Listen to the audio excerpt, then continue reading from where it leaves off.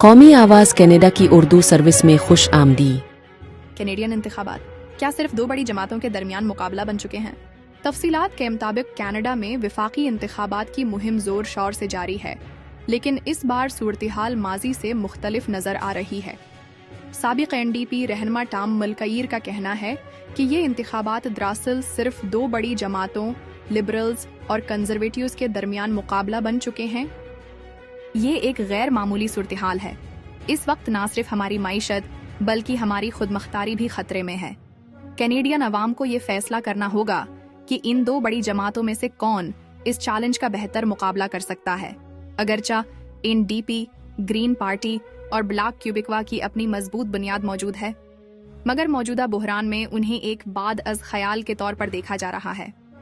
इस वक्त वोटर्स की तवज्जो सिर्फ इस बात पर है कि कौन सा लीडर ट्रंप की मुमकिना पॉलिसियों से निमटने में कामयाब होगा।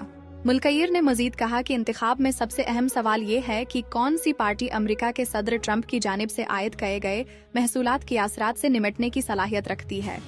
ट्रंप की पॉलिसियां कनाडा की मईशत और खुद मुख्तारी के लिए एक बड़ा खतरा समझी जा रही हैं।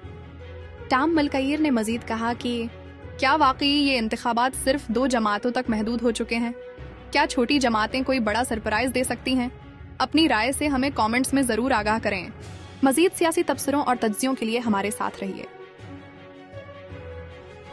ताज़ा तरीन मकामी खबरों के लिए कौमी आवाज़ कनाडा के न्यूज़ रूम के साथ मुंसलिक रहा करें। शुक्रिया।